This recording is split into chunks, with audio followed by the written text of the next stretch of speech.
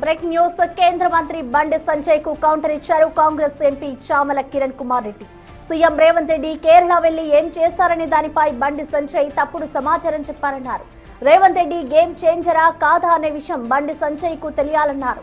Revanth Reddy PCC అధ్యక్షుడిగా, Bandi Sanjay BJP రాష్ట్ర అధ్యక్షుడిగా ఉంటే బండి సంజయ్ చేయలేని పని రేవంత్ రెడ్డి చేసి చూపించారని చామల కామెంట్ చేశారు.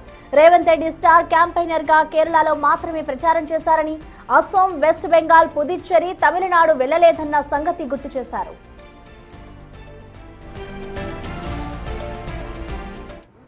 బండి సంజయ్ గారు రేవంత్ రెడ్డి గారు గేమ్ చేంజర్ గారా, రేవంత్ రెడ్డి గారు కేరళ పోయి ఏం చేసిర్రు, రేవంత్ రెడ్డి గారు ఏ రాష్ట్రంలో పోయిర్రు, మీరేం తెలంగాణ ప్రజలకు తప్పుడు సమాచారం ఇవ్వాల్సిన అవసరం లేదు.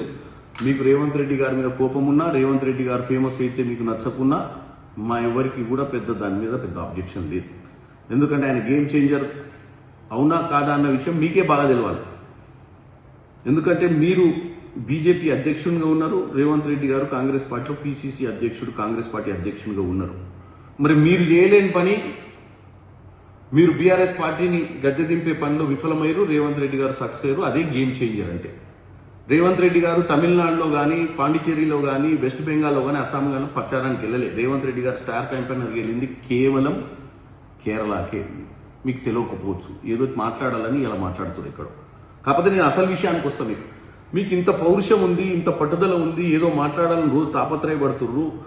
కాళేశ్వరం ప్రాజెక్టు సెప్టెంబర్ 1, 2025 ఈ రాష్ట్ర ప్రభుత్వము సిబిఐ ఎంక్వైరీ అడిగింది. ఇప్పటి మటుకు ఎందుకు దాన్ని మీరు పట్టించుకోవట్లేరు?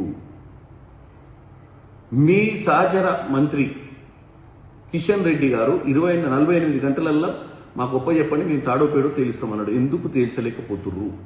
నెంబర్ 1. నెంబర్ 2, విద్యుత్ కొనుగోలు ఒప్పందాలు, భద్రాద్రి యాదాద్రి పవర్ ప్రాజెక్టులో జరిగినటువంటి అవకతవకలు, అక్రమాల మీద కూడా జస్టిస్ మదన్ బి లోకూర్ గారు ఇచ్చినటువంటి 114 పేజీల రిపోర్ట్ ఉంది. మరి దీని మీద సిబిఐ ఎంక్వైరీ కూడా చేయాలి కదా. నిజంగా మీకు బాగా పట్టుదల ఉండి ఈ రాష్ట్రంలో మీరు నిజంగా జెండా ఎగిరేయాలనుకుంటే అప్పుడు 10 ఏళ్ళ అధికారంలో ఉన్నప్పుడు నిమ్మకు నీరెత్తిన దోసుకుంటూ పోతుంటే, ఇప్పుడు మేము ఈ కాళేశ్వరం మీద, విద్యుత్ కొనుగోళ్ల మీద, ఈ ప్రాజెక్టుల మీద ఉన్న రిపోర్ట్లన్నీ ఇచ్చి సిబిఐ ఎంక్వైరీ చేయనికి ఏం సమస్య? మీకు చిత్తశుద్ధి ఉందా లేదా అనేది ప్రజలు కానీ మేము కానీ అడుగుతాం కదా. ఎందుకంటే మా అందరి ఏదైతే ఆలోచన ఉందో, మీరు 8 మంది ఎంపీలు గెలవడంలో బీఆర్ఎస్ పార్టీ హస్తం ఉందని అది వాస్తవం అనిపిస్తుంది.